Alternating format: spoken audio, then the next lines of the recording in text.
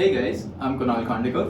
I'm working as a financial analyst at ReadyWeb, and today I would like to tell you a little bit about technical analysis for any security. This video will mainly pertain to price action strategies. But before starting about price action strategies, I would like to tell you a little bit about why analysts even do technical analysis. So analysis can be categorized into two types. There is fundamental analysis and technical analysis. Fundamental analysis is limited in the way that it cannot tell you the specific price movement in a day, week, month or year, but it can tell you the true value of a stock. Therefore, fundamental analysis tells us what stock to pick. Technical analysis mainly tells us if the current trend is going to continue or if there is a chance for reversal. Now, let's come to price action. Price action is the movement of any stock in a given period of time. It forms the basis of all technical analysis strategies. The most important prerequisite of price action is to understand support and resistance levels. Now, a support level is a zone of price at which a stock has strong demand, which means that people are buying the stock at that price. Therefore, it is a little difficult for the stock to fall below that price. Resistance levels are a zone in a stock's price where there is heavy supply, which means people are selling the stock at that price level. Therefore, it is a little difficult for the stock to surpass that price level. Now, as price action mainly tells us about the movement of a stock's price, it is also possible to set a target price and a stop loss based on resistance levels and support levels respectively. As the patterns that form in a stock are based on historic data, these patterns can often tell us what the market is going to be doing moving forward. The most important use of support and resistance levels is to map a change in the trend.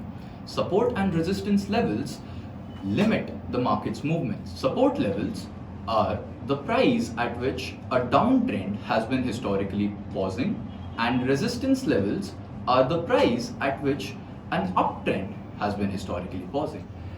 Now, let's move on to chart patterns which have been historically identified by analysts, and we'll be discussing a few of the simple ones. But before coming to chart patterns, let's talk a little bit about candlesticks. The candlestick mainly has two components, the body and the wick.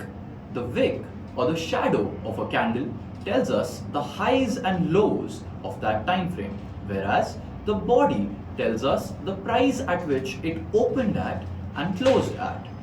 On the screen, you can see two candles.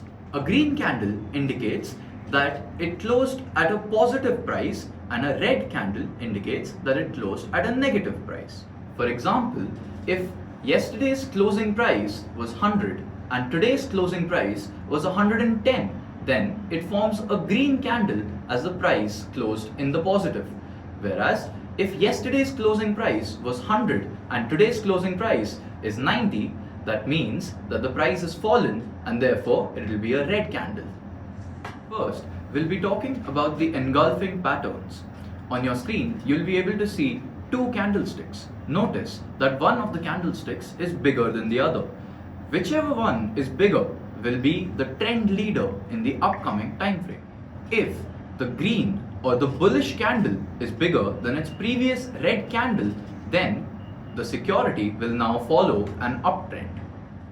If the red candle is bigger than its previous green candle, it means that now the trend has reversed and it will now follow a downtrend. The next pattern is morning star and evening star. This pattern consists of three candles. In the morning star pattern, there is a red candle followed by a small green candle at the bottom and then a big green candle. This indicates that there is a reversal from a downtrend to an uptrend. In the evening star pattern, there is a green candle followed by a small red candle at the top and then a big red candle, which indicates an upcoming downtrend. The next pattern is three white soldiers and three black crows. These patterns are often seen after a morning star or an evening star. This pattern consists of three candles of increasing size. In the three white soldiers pattern, you can see three green candles which supplement the reversal from a downtrend to an uptrend.